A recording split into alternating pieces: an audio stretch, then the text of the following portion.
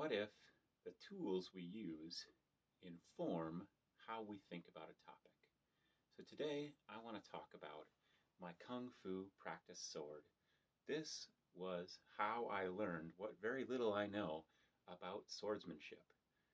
This is my Kung Fu practice sword. It's been in storage for a few years. Let's dispense with the scabbard, but it's not in the best shape. Kind of looked like this a lot because it got sweat on it, but it's got a little extra corrosion on it. I'll have to get this cleaned up. I plan to bring this home and use it a little more. But I am starting kendo this year, and that's probably going to give me a lot of new ideas about swordsmanship.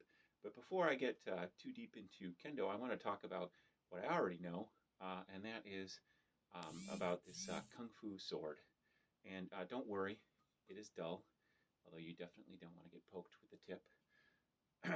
And in Kung Fu, what the goal was to learn how to use a sword with Kung Fu.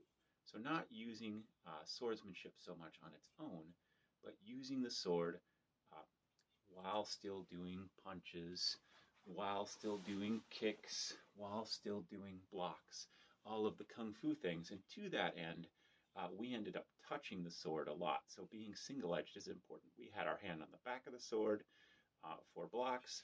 We might use the side of the sword for leverage.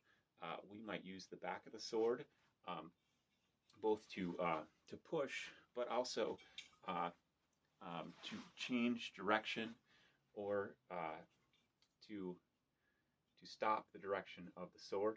And we do a lot keeping the sword close to the body. So we want to keep the sword close to us while doing various maneuvers. And so this is this isn't unique. I've seen a lot of people talking about long swords used against armor, and they talk about half swording and a lot of the things that they do, and a lot of that looks really familiar to me in terms of what they're trying to do and how they're controlling the blade and all of those kinds of things.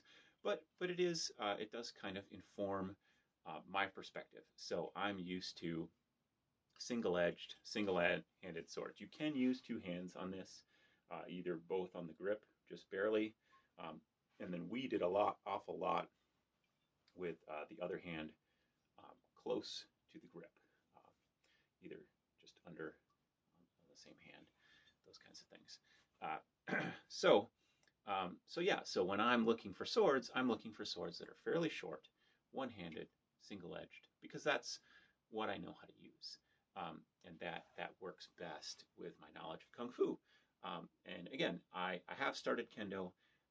Who knows, after a year or two of kendo, I may have much different ideas about swordsmanship, and maybe in 2-3 years, maybe I'll join a HEMA club and gain even more ideas about swordsmanship, different ideas, looking at saber, looking at longsword, those kinds of things. But for now, the fact that I learned on this sword really changes my perspective on swords and swordsmanship, because this is how I was introduced to the topic. So what about you? Is there a particular tool or weapon that you were introduced to first that really shapes your perspective on how techniques and how to do that particular thing?